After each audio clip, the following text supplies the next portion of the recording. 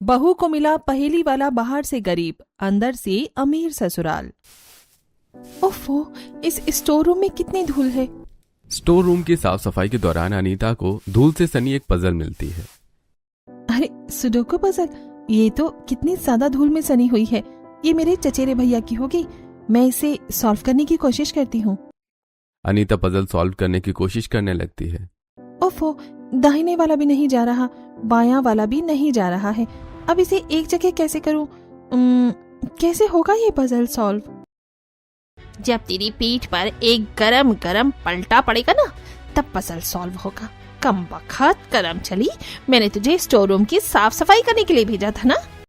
दरवाजे पर खड़ी मीनाक्षी अनीता को घूर कर देखने लगती है और पलटा उठाकर अनीता की पीठ पर मारने लगती है। चाची, चाची छोड़ दो ना। चाची, अभी मैं पूरा स्टोर रूम साफ कर देती हूँ।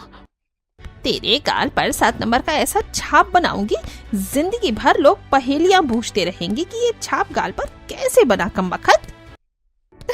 मम्मी पापा के चले जाने के बाद चाची कितने अच्छे से मुझे अपने साथ लेकर आई थी यहाँ, पर 2 दिनों में ही चाची ने मुझे घर का नौकर बना दिया। अनीता रोते हुए पूरा स्टोर रूम साफ करती है। कुछ दिन बीत जाते हैं। एक दिन कृष्णलाल के कमरे में अनीता कृष्णलाल के कपड़े प्रेस कर रही होती है। अरे बेटी, जरा 1 कप अदरक वाली चाय बना कर ले आओ। अरे मेरे चाचा जो हर महीने मुझे मारने के लिए एक नई लेदर बेल्ट खरीद कर लाते हैं, आज शहद जैसी मीठी बातें कैसे कर रहे हैं मुझसे। अनीता रसोई में आकर चाय बनाने लगती है और वहीं दूसरी तरफ कृष्णलाल गरम इस्त्री को जानबूझकर अपनी शर्ट पर रख देता है, जिससे शर्ट जलने लगती है। बहुत दिन हो गए इसे मारा नहीं, क्योंकि कोई बहाना ही नहीं मिल रहा था इसे मारने के लिए, पर आज इसे अपनी नई लेदर बेल्ट से भरपेट मारकर अपना दिन शुभ करूंगा। मीनाक्षी, मीनाक्षी, कहाँ ये कमबख्त करम जली? मेरी शर्ट जला दी इसने, बुलाओ इस मनहूस को। कृष्णलाल की तेज आवाज सुनकर अनीता ऊपर से नीचे तक कांप जाती है और भागकर वापस कमरे में आती है। वहीं मीनाक्षी भी कमरे में आ जाती है। क्या हुआ जी? क्या कर दिया इस मनहूस ने? मीनाक्षी, तो मेरी नई लेदर की बेल्ट लेकर आओ, इसने मेरी शर्ट जला दी, ये देखो।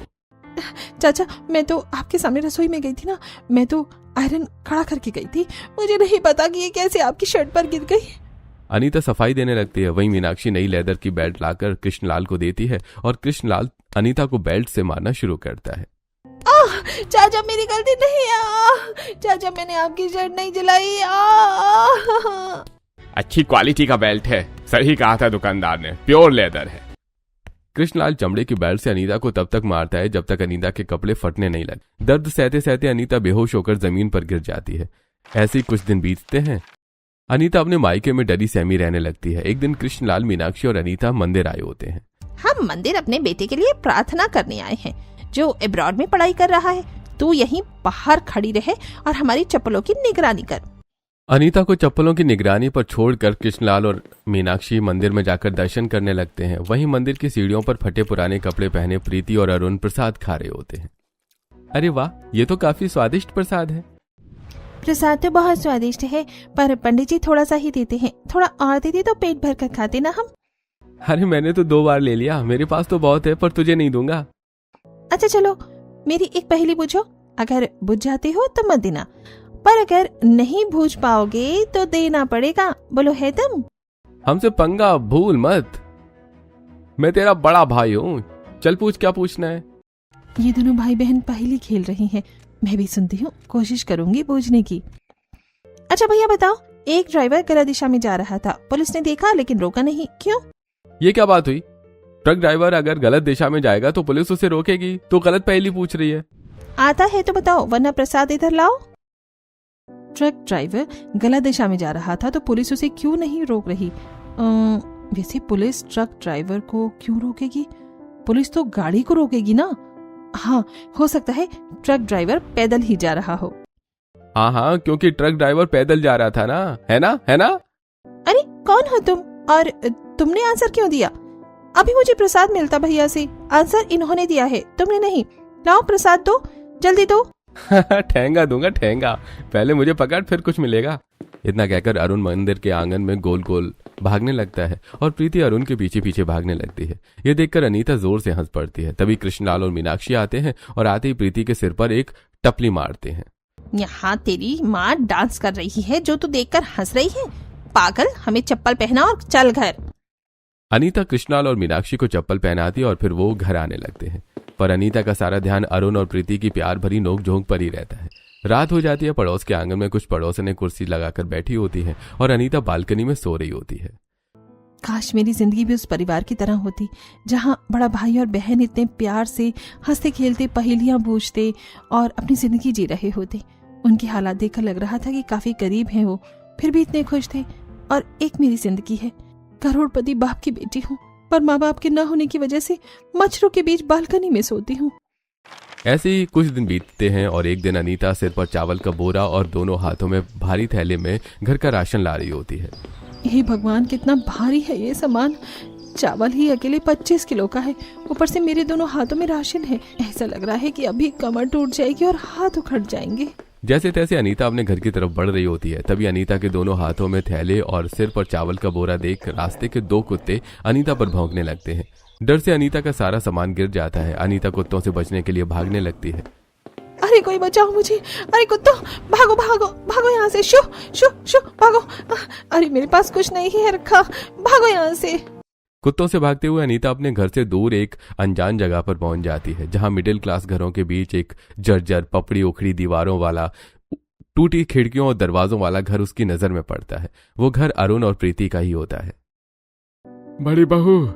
बड़ी बहू, जोर की भूख लगी है, कुछ खाने को है या नहीं? पापा जी फिलहाल तो खाना नहीं है, पर ये पजल है जो मैंने बनाया है। अरे नीलम, तुम क्यों पजल बनाती हो? तुम्हारे पजल में कुछ दम नहीं रहता है। अच्छा तो तुम चलो ये पजल सॉल्व करो, अगर नहीं कर पाए तो आज घर के सारे गंदे कपड़े तुम धोगे। पतली लकड़ियों और पत्थरों पर लिखे कुछ नंबरों से बना पजल नीरज सॉल्व करने की कोशिश करने लगता है। ये क्या बवाल बना दिया तुमने? मेरा तो सिर चकरा गया है। मुझसे नहीं होगा, तुमने गलत बनाया है। माँ भी, इन दोनों भाइयों की यही आदत है, जब इनसे पजल ये पहली बूझी नहीं जाती तो कहते हैं कि तुमने गलत बनाया है। अरे भैया जल्दी पजल सॉल्व करो या हार मान लो, हमें बहुत जोर से भूख लगी है। अच्छा मैं हार मानता हूँ, तुम ही पजल को सॉल्व करो। अरे ये बहुत आसान है, ये देखो, बस 6 को उल्टा करके 9 बना देना और हो गया ना तुम्हारा पजल सॉल्व। कब से नंबर आगे पीछे कर रहे थे। नीलम, तुम अपने प्यारे पति से घर के कपड़े धुलवाओगी? ऐसा मत करो। हाँ ठीक है, अब रो मत, नहीं धुलवाऊंगी तुमसे कपड़े, मैं खुद धुलूंगी। चलिए खाना खाते हैं। दूर खड़ी अनीता परिवार में इतनी परेशानी और गरीबी होते हुए भी सभी को इतना खुश देखकर हैरान हो जाती है। इनका पूरा परिवार इतनी गरीबी में भी कितनी प्यार से रहता है। यही वो प्यार है जो मुझे कभी नहीं मिला। काश मैं उनके घर की सदस्य होती। अनीता अपने घर की तरफ बढ़ने लगती है। वहीं रामलाल का पूरा परिवार एक भूल भुलैया पहेली के पास आता है और उसे पार करके एक बड़े आलीशान घर में आ जाता है। सुंदर डाइनिंग टेबल पर पूरा परिवार बैठ जाता है, जहां रोबोट शाही खाना परोसते हैं। पूरा परिवार खाना खाना शुरू करता है। वहीं दूसरी तरफ अनीता के मायके में इस कमबख्त करमचली को 2 घंटे पहले राशन लेने भेजा था। थोड़ा सा राशन ही तो लाना था, उसमें इतनी देर लगा रही है। अरे आने दो, आज फिर बेल्ट से मारूंगा। किसा भैया, किसा बेल्ट से मारने की बात कर रहे हैं आप? मयूरी, तू यहाँ कैसे? किसी को नहीं, किसे बेल्ट से मारूंगा? मैं यहाँ कैसे? ये छोड़िए, पहले ये बताइए कि बड़े भैया की बेटी अनीता कहाँ है? वो तो अपनी सहेलियों के साथ बाहर गई है। तभी अनीता सिर पर चावल का बोरा और राशन का दूसरा सामान लेकर घर पहुंचती है, जहां मयूरी खड़ी होती है। अच्छा, तो ये भेजा है आपने अनीता को अपनी सहेलियों से मिलने? अनीता बेटी, मैंने तुझे सिर्फ राशन की लिस्ट लेने भेजा था, तो राशन लेकर क्यों आ गई? वो आपने। अरे बेटी छोड़ ना, 2 रुपए लगते हैं तो लगने दे। भाड़े के चक्कर में इतनी मेहनत मत किया कर। देख तेरी बुआ आई है। भैया भाभी, मैं दूध पीती बच्ची नहीं हूँ, क्या आप लोगों की बातों में बहक जाऊंगी? अगर अनीता आप लोगों पर बोझ बन रही है तो इसकी शादी करवा दीजिए और किसी अच्छे ससुराल में इसे भेज दीजिए। मैं अमेरिका में रहती हूँ, वहाँ अनीता को नहीं लेकर जा सकती, इसलिए आप लोगों को समझाने आई हूँ। मैं फिर आऊंगी या सीधे पुलिस भेजूंगी। मयूरी अनीता को गले लगाती है और अनीता के हाथों में कुछ शगुन रखकर वापस चली जाती है। शाम को मीनाक्षी और कृष्णलाल पड़ोस के एक मंदिर में पंडित दीनदयाल से अनीता के रिश्ते की बात करते हैं। हाँ, एक से एक बड़े घराने का रिश्ता है मेरे पास। आइए बैठकर बात करते हैं। पंडित जी, अमीर घर का रिश्ता नहीं चाहिए, कोई ऐसा घर बताइए जो गरीब हो और बिना दहेज के शादी करने को तैयार हो। गरीब घर? भाई आप अपनी भतीजी को गरीब घर में भेजना चाहती हैं? देखिए पंडित जी, आप रिश्ता बताइए। वो हमारी भतीजी है, हम उसे कहीं भी भेजें। खुद की बेटी होती तब मैं देखता, न चाहते हुए भी दीनदयाल गरीब घरों के रिश्ते कृष्णलाल और मीनाक्षी को दिखाता है। कृष्णलाल और मीनाक्षी अरुण के परिवार का रिश्ता तय कर लेते हैं। ये परिवार बिल्कुल सही है। अनीता जिंदगी भर गरीबी में राशन के डिब्बे झाड़ती रहेगी। दीनदयाल से कहकर कृष्णलाल और मीनाक्षी अगले दिन अरुण और उसके पूरे परिवार को रिश्ते के लिए घर बुलाते हैं। जी, हम इतने गरीब और आप लोग इतने अमीर, आप अपनी भतीजे की शादी हमारे बेटे से क्यों करवाना चाहते हैं? जी, पंडित जी ने दिखाते दिखाते आपके बेटे की फोटो भी हमारी बेटी को दिखाई और आपका बेटा हमारी बेटी को पसंद आ गया। क्यों अनीता बेटी? चाची जी जो कह रही हैं वो झूठ है, पर ना करती हूँ तो चाची मुझे मार मार कर भूत बना देंगी, और वैसे भी मैं इस परिवार की सदस्य बनना चाहती हूँ। अनीता पलके झपकाकर हाँ कह देती है। दूसरी तरफ अरुण भी अनीता को पहली नजर में ही पसंद कर लेता है। अरे लड़की के चेहरे का डर देखकर समझ में आता है कि चाचा चाची के घर में लड़की कैसे रहती होगी, लेकिन शादी के कुछ दिनों बाद ही लड़की के चाचा चाची को अच्छा सबक मिलेगा। हम रिश्ता तय कर देते हैं। हमारे परिवार के लिए ऐसी ही समझदार और संस्कारी लड़की की जरूरत है। दोनों परिवार रिश्ता तय करते हैं। शादी की तारीख निकलती है और मंदिर में अरुण और अनीता की शादी होती है और अनीता अपने टूटे फूटे छोटे से ससुराल के दरवाजे पर पहुंचती है, जहां दरवाजे और घर के बाहर कुछ पड़ोसने अनीता का स्वागत में खड़ी होती हैं। आइए देवरानी जी, आपके चाचा चाची ने बड़े अच्छे घर में आपकी शादी करवाई है। फुल फैसिलिटी वाला घर है। फैसिलिटी? मैं कुछ समझी नहीं।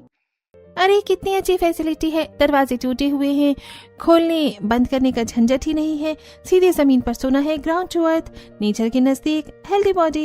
इतने अच्छे चाचा चाची नसीब वालों को ही मिलते हैं। भगवान ऐसे चाचा चाची किसी को ना दे। नसीब वाले चाचा चाची फिर भी किसी को न दे। मैं कुछ समझी नहीं। फटी धोती का रुमाल बना लेंगे, इस हद तक गरीब है इनके परिवार में ये लोग। पर ये पहेलियों में बात करने की आदत नहीं जाएगी इनकी। सीधा सीधा ताना मार रहे हैं। अरे ये गरीब कौन कम, हाँ अमीर घर की लड़की बहू बना कर लाए हैं। सोचा होगा दहेज में बहुत कुछ मिलेगा, पर चाचा चाची ने तो इन्हें भी ठेंगा दिखा दिया। अनीता तुम उदास मत हो। अगर हमें दहेज ही चाहिए होता तो मैं तुमसे शादी ही नहीं करता। तुम्हारे ससुराल को सिर्फ अपनी बहू का साथ चाहिए। अनीता गृह प्रवेश करती और शादी के जोड़े में जमीन पर फटी चटाई पर पूरे परिवार के साथ सो जाती है।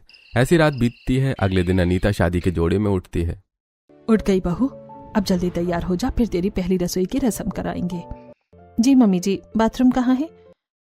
एक ऐसा कमरा जहाँ सबका नंबर आता है पर किसी का नाम नहीं लिखा जाता। जो जल्दी पहुंचे वही जीत जाए, देर करे तो लाइन में रह जाए। क्या? मैं कुछ समझी नहीं। ये कैसी पहेलियों में उलझी हुई बात है? पहेलियों में उलझी बात को सुलझाने में ही तो मजा आता है, और हर गरीब परिवार वहीं जाता है। भाभी इतनी जल्दी समझिएगा उतना ही अच्छा होगा, जितनी देर कीजिएगा उतनी देर और होगी। जल्दी पूछिए। ये कैसी पहेली है? नाम नहीं लिखी जाती है, जो पहले जाए वो पहले, जो देर से जाए वो देर में। मैंने तो बाथरूम के बारे में पूछा था। ये लाइन, देर, जल्दी, शौचालय। आप लोग कहीं सामूहिक शौचालय की बात तो नहीं कर रहे हैं? अरे वाह बहू, तूने तो 1 मिनट नहीं लगाया पहेली बूझने में। यानी मेरे ससुराल में शौचालय नहीं है, तो फिर मैं नहाने कहाँ जाऊंगी? कपड़े कैसे बदलूंगी? ना महल बड़ा ना कोठी विशाल, फिर भी रहता खुशहाल परिवार। जब आंगन सूना हो जाए तब नई दुल्हन अपना रंग बदल पाए। अब इसका क्या मतलब हुआ? अरे देवरानी जी आराम से सोचिएगा, पहले चलकर फ्रेश हो जाते हैं वरना लंबी लाइन लग जाएगी। शारदा अपनी दोनों बहुओं और प्रीति को लेकर सामूहिक शौचालय की तरफ चली जाती है और कुछ ही देर में सभी वहां से वापस लौट रही होती हैं। वहीं पड़ोसनों की नजर अनीता का इंतजार कर रही होती है। मम्मी जी, मैं आपकी दूसरी पहेली बूझ गई हूँ। आंगन सोना हो जाए फिर नई दुल्हन रंग बदल पाए। इसका मतलब जब घर खाली हो जाएगा तब मैं नहाकर कपड़े बदल लूंगी, यानी सभी घर से बाहर निकल जाएंगे और मैं घर में ही नहाकर कपड़े बदल लूंगी। बिल्कुल सही बहू, यही रीत है तेरे गरीब ससुराल की। और तेरे ससुराल वाले इतने बड़े बेशर्म हैं कि अपनी ये बेशर्मी भी पहेलियों में बताते हैं। बहू ये बेशर्मी नहीं, हमारी मजबूरी है। छोटा सा घर है हम गरीब परिवार का, ऐसे में हम कहाँ बाथरूम बनाए, इसलिए हमें मजबूरी में ऐसा करना पड़ता है। मम्मी जी मैं अब समझ रही हूँ, मुझे इसमें कोई परेशानी नहीं, क्योंकि आपसे ये मेरा ही ससुराल, मेरा संसार है। अनीता का जवाब सुनकर पड़ोसनों के मुंह पर ताला लग जाता है। वहीं अनीता के ससुराल वाले घर के बाहर निकल जाते हैं और अनीता घर में नहाकर अपनी जेठानी की एक पुरानी साड़ी पहनती है, क्योंकि कृष्णलाल और मीनाक्षी ने अनीता को विदाई में 2 जोड़ी साड़ी तक नहीं दी थी। इसी तरह घर के सभी सदस्य तैयार होते हैं और फिर अरे अब तो सभी तैयार हो गए हैं। अनीता अब तुम जल्दी से अपनी पहली रसोई बनाओ, बहुत भूख लगी है। हाँ, पर पहले ये तो बताइए कि मैं अपनी पहली रसोई में क्या बनाऊं? अरे बहू, गोल गोल गली रस से भरी, मुंह में जाते ही मचती खलबली। जल्दी पूछो और बनाओ। उफ, पहली रसोई में पहेली? ससुराल के पहले ही दिन मैं इतनी पहेलियां बूझी हूँ कि समझ ही नहीं आ रहा मेरी पहली रसोई पहला दिन है या पहेली दिन है। अरे क्या इतनी पहेली पहेली कर दी कि मैं पहेली ही भूल गया। अब जल्दी से पहेली बूझो और पहली रसोई बनाओ। रस से भरी गोल गोल गली, अरे ये तो बहुत आसान है। जलेबी, हाँ जलेबी गोल गोल होती है, रस से भरी होती है। अरे बहू, जब समझ गई तो जल्दी बनाओ, क्यों बच्चे के मन को तड़पा रही हो? अब बच्चा कहाँ है यहाँ? देवरानी जी, आदमी का मन 55 के बाद बचपन का हो जाता है और ससुर जी तो 60 साल के हैं, इसलिए ससुर जी का मन 5 साल के बच्चे जैसा है। ये सुनते ही अनीता जोर से हंस पड़ती है और फिर अनीता अपने घर की छोटी सी रसोई में आती है और चूल्हा जलाकर जलेबी बनाने का सामान निकालती है, जहाँ सिर्फ एक मुट्ठी मैदा, थोड़ी सी चीनी होती है। रसोई में तो सिर्फ मुट्ठी भर मैदा और थोड़ा सा ही चीनी है। इतनी से अगर जलेबी बनाऊंगी तो सभी के हाथ में सिर्फ एक एक जलेबी आएगी।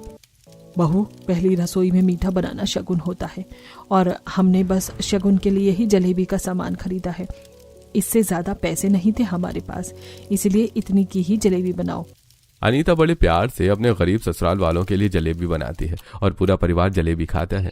ऐसे ही आज का दिन बीतता है और अगले दिन पूरा परिवार हमेशा की तरह नहा धोकर तैयार होकर नाश्ता करता है। नाश्ते के बाद सभी दीवार पर टेक लगाकर लेटे होते हैं। पापा जी, जेठ जी, अरुण जी, कल भी आप में से कोई काम पर नहीं गया था और आज भी आप लोग काम पर नहीं जा रहे। आप लोग कोई काम करते भी नहीं है क्या?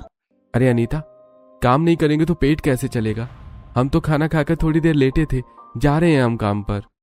बहू, इधर तू बाहर नल से एक घड़ा पानी लेती आ। अनीता मिट्टी का घड़ा लेकर घर से बाहर निकलती है, लेकिन अनीता को कहीं भी सरकारी नल नहीं दिखता। अनीता घर वापस आ जाती है। घर वापस आने पर अनीता देखती है कि रामलाल, नीरज और अरुण गायब होते हैं। बहू, तू बिना पानी लिए वापस क्यों आ गई? मम्मी जी, आपने तो बताया ही नहीं कि नल कहाँ है। बाहर तो कहीं नल नहीं है। और ये पापा जी, अरुण और जेठ जी कहाँ गए? अरे बहू, तूने ही तो उन्हें याद दिलाया था कि काम पर जाना है, तो वो काम पर चले गए। क्या? मैं 2 मिनट को बाहर गई और वो काम पर चले गए? अरे भाभी, तुम इतना सीरियस क्यों हो रही हो? आओ, मैंने एक नया पजल बनाया है, जरा इस पजल को सॉल्व करो। अनीता प्रीति के बनाए भूल भुलैया पजल को सॉल्व करने बैठ जाती है। भाभी, ये देखो, ये डॉग है और इस तरफ हड्डी रखी हुई है। अब इस डॉग को इस हड्डी को खाना है। इधर से तो जाएगा तो रास्ता बंद है, इधर भी रास्ता बंद है। हाँ, ऐसे जा सकता है, पर फिर यहाँ रास्ता बंद है। देवरानी जी, आप आराम से पजल सॉल्व कीजिए, मैं और मम्मी जी पानी लेकर आते हैं। अनीता को पजल सॉल्व करता छोड़कर शारदा और नीलम सब्जी मंडी चली जाती हैं, जहाँ ढेर सारी सब्जियां खरीदकर थोड़ी देर में घर लौटती हैं। ये देखिए, मैंने सॉल्व कर लिया। ये डॉग ऐसे, फिर ऐसे और फिर ऐसे जाएगा और इसे हड्डी मिल जाएगी। अरे वाह भाभी, क्या समय पर आपने पजल सॉल्व किया है। वो देखिए, मम्मी और भाभी भी आ गई। ये क्या, आप लोगों ने इतनी सारी सब्जियां खरीदी हैं और ये टमाटर तो 80 रुपए किलो होंगे ना? और मशरूम तो शायद 120 रुपए या 130 रुपए किलो है। इतनी महंगी सब्जियां हमारे गरीब ससुराल में बनती हैं। अरे बहू, हमने तो सिर्फ 2 टमाटर और 4 आलू खरीदे थे। वहाँ एक अमीर बुजुर्ग औरत थी, उसकी सब्जी खरीदने के बाद उसे उसके बेटे का फोन आया कि शाम को ही अमेरिका निकलना है, तो उस औरत ने सारी सब्जियां हम गरीबों को दे दी। भगवान भला करे उस परिवार का। फिर अनीता अपनी जेठानी नीलम के साथ मिलकर पूरे परिवार के लिए बढ़िया और मजेदार खाना बनाती है और रात में खाना खाकर परिवार के साथ जमीन पर सो जाती है। मम्मी, और कितने दिन से पत्थर तोड़ने पड़ेंगे? पत्थर तोलने पड़ेंगे? पत्थर कौन तोल रहा है? अरे बहू, कोई पत्थर नहीं तोल रहा है। और प्रीति, बस कुछ और दिन, फिर हमें ये पत्थर नहीं तोलने पड़ेंगे। मम्मी जी, आप 2 तरह की बातें क्यों कर रही हैं? मम्मी जी, आप पहेलियों वाली बातें क्यों कर रही हैं? बताइए, कौन सा पत्थर तोल रहा है? अरे बहू, कोई पत्थर नहीं तोल रहा है, ये तुम्हारे लिए एक पहेली है। अगर तुम बूझ सको तो बूझ पाओ, वरना वक्त आने पर हम तुम्हें खुद बता देंगे। अनीता रात भर अपनी नंद की बोली हुई बात को सुलझाने की कोशिश करती रही, पर नाकामयाब रहती है। ऐसे कुछ दिन बीत जाते हैं और हर एक दोपहर शारदा बिना किसी से कुछ बोले अपने घर से निकलती है। ये मम्मी जी बिना कुछ बताए कहाँ चली गई? देखना पड़ेगा। अनीता शारदा का पीछा करते हुए एक बड़े से बगीचे के दरवाजे पर पहुंचती है। मम्मी जी, आप इस बगीचे के पास क्यों आई हैं? इस बगीचे में सब्जियां उगती हैं क्या? अरे बहू, तो यहाँ कैसे आ गई? और यहाँ कोई सब्जियां नहीं उगती हैं, जा यहाँ से। मम्मी जी, आप अंदर जा रही थी और मुझे भगा रही हैं आप। मुझे भी जाना है। बहू, अभी तू यहाँ जाने के लिए तैयार नहीं है। जिस दिन हमें लगेगा कि तू यहाँ जाने के लिए तैयार है, हम खुद तुझे यहाँ लेकर आएंगे। फिलहाल तू घर चल। शारदा अपनी बातों में उलझाकर अनीता को घर लेकर आती है। अनीता के इशारा करते ही नीलम बहुत सारी पजल लाकर अनीता के सामने रख देती है। दीदी, इतनी सारी पजल्स, हमारे गरीब परिवार में इतनी सारी पजल क्या कर रही हैं?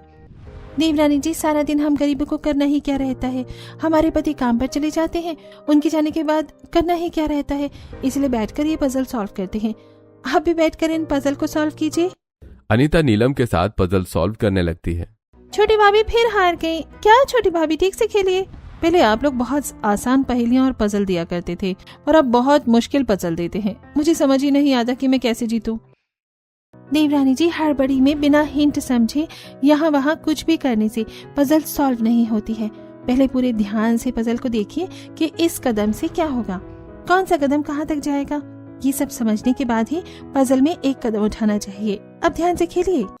अनीता अपने गरीब परिवार में पजल्स खेलते हुए सबसे घुल मिल जाती है।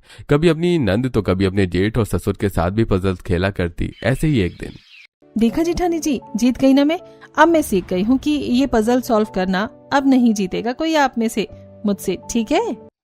अच्छा, तो ये चलो बताओ कि ऐसी कौन सी जगह है जहाँ आज से पहले कल आता है? डिक्शनरी में पहले कल आता है, फिर टुडे आता है। वाह बहू, तू तो बड़ी तेज तर्रार हो गई है।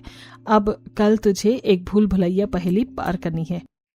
अगले दिन शारदा अनीता को अपने घर से कुछ दूर एक बोटेनिकल गार्डन की भूल भुलैया में लेकर आती है। बहू, हम दूसरी तरफ जाकर तेरा इंतजार करते हैं। तू जल्दी से भूल भुलैया पार करके वहाँ आ। मम्मी जी, मुझे वहाँ जाना है जहाँ जाने से आपने मुझे रोका है। बहू, पहली सीढ़ी चढ़े बिना दूसरी सीढ़ी नहीं चढ़ते हैं, पहले इसे पार करो। इतना कहकर पूरा गरीब परिवार भूल भुलैया की दूसरी तरफ जाकर खड़ा हो जाता है और अनीता भूल भुलैया में घूमते घूमते आधे घंटे में अपने परिवार के पास पहुंच जाती है। मैंने पार कर लिया।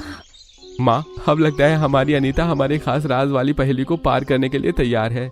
अब ये मत कहिएगा कि कल लेकर चलेंगे, मुझे अभी जाना है। इससे ज्यादा मुझसे इंतजार नहीं होगा। पूरा गरीब परिवार वापस अपने घर के पास आता है और पास में बने एक बोटेनिकल गार्डन के दरवाजे पर पहुंचता है जो चारों तरफ से घिरा हुआ होता है। देवरानी जी, आपके पास सिर्फ सूरज ढलने तक का वक्त है। हम दूसरी तरफ जा रहे हैं। अगर सूरज ढलने से पहले आप उस तरफ तक पहुंच जाती हो तो आपको अपने ससुराल का राज पता चल जाएगा, वरना। सूरज की चलती दिशा में गरीब परिवार भूल भुलैया में घुस जाता है और चलते चलते भूल भुलैया की दूसरी तरफ एक बड़े से सुंदर महल के दरवाजे पर आकर खड़ा हो जाता है। वहीं दूसरी तरफ अनीता भी भूल भुलैया में चली आती है। मुझे तो कुछ समझ ही नहीं आ रहा। ऐसा लग रहा है कि ये भूल भुलैया गोल गोल घूम रही है। बार बार घूमकर एक ही जगह पर जा रही हूँ मैं। पजल में घूमते घूमते अनीता थककर एक कोने में बैठ जाती है। तभी शाम होने का वक्त होता है और पूरा परिवार पजल में अनीता को खोजते हुए अनीता के पास चला आता है। अनीता, अगर एक बार अंधेरा हो गया तो इस पजल से कोई नहीं निकल पाएगा। जल्दी बाहर चलो। नहीं, मैं आज इस पजल से बाहर तभी निकलूंगी जब मैं इस पजल को सॉल्व कर लूंगी। अनीता, जिद मत करो वरना हम सब यहीं फंस जाएंगे। अंधेरा होने वाला है, जल्दी बाहर निकलो। परिवार अनीता को लेकर भूल भुलैया से बाहर निकलता है और अपने टूटे फूटे गरीब घर में चला आता है। बहू, मुझे तो लगा था आज पजल से निकल जाएगी, पर लगता है अभी और ट्रेनिंग की जरूरत है। परिवार की मायूसी देखकर अनीता बहुत दुखी होती है। ऐसे कुछ दिन बीतते हैं। अनीता का पूरा ध्यान अपने ससुराल के राज पर होता है। ऐसी एक दोपहर, आप लोग उसी भूल भुलैया पजल को पार करके दूसरी तरफ जाने वाले हैं ना? मुझे आज एक मौका दीजिए। आज मैं जरूर उस पजल को पार कर लूंगी। देखो बहू, जिद मत करो। हम चाहते हैं कि तुम भी पजल तुम खुद ही पार करो, वरना 1 मिनट लगेगा तुम्हें तरीका बताने में।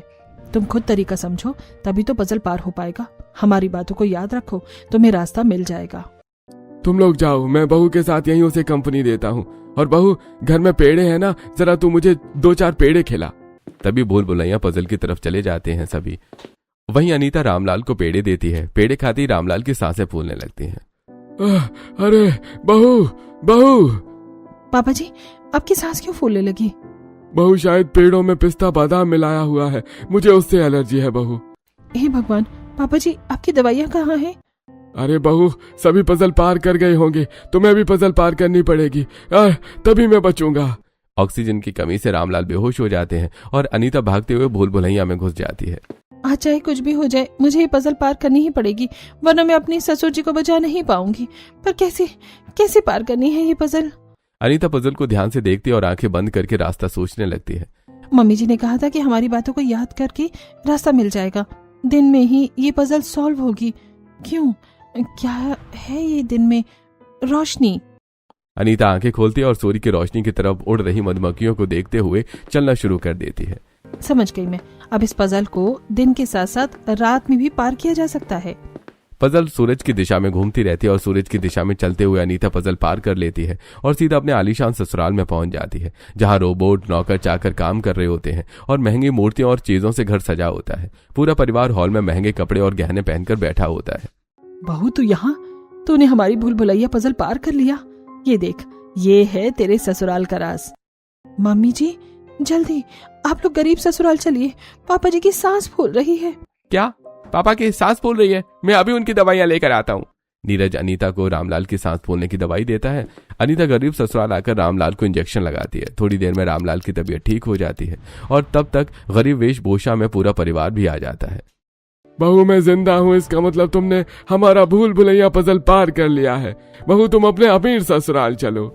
सभी अपने अमीर आलीशान घर में आते हैं। सभी के साथ अनीता भी महंगी साड़ी और तरह तरह के गहने पहनकर हॉल में आती है। मेरे अमीर ससुराल, ये गरीबी का चूल्हा क्यों हो रहा है? आखिर क्या पहेली है इसके पीछे? बहू हमारे पूर्वज पहले पहेली और पजल के शौकीन हुआ करते थे। हम लोग बहुत अमीर थे और हंसी खुशी रहते थे, पर एक दिन कुछ चोरों ने हमारी सारी संपत्ति लूटकर हमें कंगाल कर दिया। मजबूरी में मुझे शहर आना पड़ा। मुझे पजल बनाने के अलावा कुछ काम नहीं आता था, तो मैंने पजल बनाना बेचना शुरू कर दिया। धीरे धीरे मेरे बच्चों ने भी यही काम शुरू किया और हमारी संपत्ति वापस लौट आई। और भैया, और मैंने अपनी पजल्स और पहेलियों को एक ऑनलाइन गेम बना दिया, जो आज प्ले स्टोर से कई सारे देशों में लोग खेल रहे हैं। और दोबारा हमारी संपत्ति पर किसी की बुरी नजर न पड़े, इसीलिए हमने अपनी सारी संपत्ति को एक पजल में छुपा दिया है। भाभी आपको सब पता चल गया है ना? चलिए हम आपको आपकी असली ससुराल की सैर कराते हैं।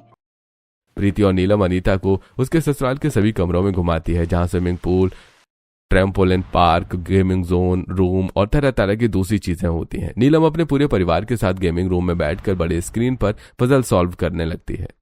ये पजल किसने बनाई है? ये पजल तुम्हारी सास ने बनाई है। इसके पहले जो तुमने खेली थी उसे अरुण ने बनाया था। ऐसी एक दिन अमीर वेशभूषा में अनीता अपनी सास, नंद और जेठानी के साथ एक मॉल में आई होती है, जहां मीनाक्षी और कृष्णलाल भी आए होते हैं। अरे तो इतने महंगे कपड़ों और गहनों में क्या है ये सब? भाई साहब, आपको तो खुश होना चाहिए कि आपके भतीजे के पास इतना सब कुछ है। आप हैरान हो रहे हैं। हाँ, पर ये सब आया कैसे? आपके भतीजे के पैर बहुत शुभ हैं। हमारे बेटे की लॉटरी लग गई, उसका बिजनेस चल पड़ा। अब आपकी बेटी को कोई कमी नहीं होती है। अच्छा ठीक है, अब हम चलते हैं। ठीक है। सारी सच्चाई से अनजान अनीता को खुशहाल जिंदगी जीता देख कृष्णलाल और मीनाक्षी का कलेजा जल जाता है। ऐसी एक दोपहर गरीब घर में। माँ, अनीता ने जो नया पजल बनाया है ना, उसे भी मैं प्ले स्टोर पर डालना चाहता हूँ। उसके लिए कुछ पैसे लगेंगे। ठीक है, मैं अभी हमारे अमीर घर से पैसे लेकर आती हूँ। शारदा अपने घर से निकलती है और पजल में चली जाती है। उसी वक्त पूरे आसमान में अंधेरा छा जाता है और तेज बारिश शुरू हो जाती है। हे भगवान, यहाँ तो अंधेरा हो गया। अब बिना सूरज की रोशनी के मैं इस घूमते हुए पजल से कैसे निकलूंगी? ओह नो, अब जब तक बारिश बंद नहीं होती मम्मी उस पजल से नहीं निकल पाएंगी। हे भगवान, जल्दी बारिश बंद कर दो। पूरा परिवार दरवाजे पर बैठा बारिश बंद होने का इंतजार करने लगता है। 2 घंटे बाद बारिश बंद होती है। तब तक शाम हो जाती है और सूरज डूब चुका होता है। भैया, सूरज डूब चुका है और मम्मी के निकलते ही थोड़ी देर में अंधेरा हो गया था। इसका मतलब मम्मी अभी भी भूल भुलैया में ही फंसी हुई हैं। और रात तक फंसी रहेगी, क्योंकि बिना सूरज की रोशनी के वो बाहर ही नहीं निकल सकती। उस पजल से कोई बाहर ही नहीं निकल सकता। नहीं, मैं अपनी सास को सारी रात भूल भुलैया में नहीं रहने दे सकती। मैं जा रही हूँ उन्हें निकाल कर लाने। इतना कहकर अनीता तुरंत घर से निकलती है। पीछे पूरा परिवार अनीता को रोकते हुए निकलता है और अनीता बिना किसी की बात सुने भूल भुलैया पजल में घुस जाती है। मम्मी जी कहाँ हैं आप? मुझे आवाज दीजिए, मैं आ रही हूँ आपको बचाने। बहू वापस चली जाओ और अंदर मत आओ। अंधेरे में इस पजल से नहीं निकला जा सकता है। इस तरफ मम्मी जी की आवाज आई है। शारदा की आवाज का पीछा करते हुए अनीता शारदा के पास पहुंच जाती है। बहू, तुम मुझ तक कैसे पहुंच गई? बहुत आसान है मम्मी जी, अब चलिए। अनीता शारदा का हाथ पकड़ती है और चारों तरफ नजरें घुमाते हुए कुछ मिनटों में पजल से बाहर निकल आती है। अंधेरे में अनीता को शारदा के साथ वापस आता देख पूरा परिवार हैरान हो जाता है। फिर अनीता सभी को अंधेरे में ही पजल पार कराकर अमीर घर लाती है, जहां रामलाल और शारदा एक स्टेज पर अनीता को लेकर आते हैं। अनीता, तुमने अंधेरे में हमारी पजल को पार कर लिया, पर ऐसा कैसे हो सकता है? हम में से कोई भी इस पजल को अंधेरे में नहीं पार कर सकता है। आप लोगों ने ही सिखाया है, अगर पजल गलत भी बना हो तभी उसे सॉल्व किया जा सकता है, और ये पजल तो मैंने कितनी बार सॉल्व किया है। बहू, ये क्वीन ऑफ पजल का क्राउन है और तूने हमारे सबसे मास्टर पजल की ट्रिक को ट्रैक किया है। आज से तू हमारी क्वीन ऑफ पजल। आप लोग घबराइए मत, आप लोगों का पजल बहुत स्ट्रांग है। कोई दूसरा इस पजल को तब तक रात में क्रैक नहीं कर सकता जब तक वो मेरी पहेली को बूझ नहीं जाता। ना मैं रात हूँ, ना मैं दिन हूँ, ना मैं दिशा हूँ, ना मैं ज्ञान हूँ। अनीता अपने पजल पहली वाले गरीब ससुराल की क्वीन ऑफ पजल बनती है और अब अनीता का पूरा ससुराल अनीता के दिए पहेली को बूझने की कोशिश में है और अनीता अपने ससुराल के साथ हंसी खुशी पहेलियां बूझती खेलती अपना जीवन बिताती है।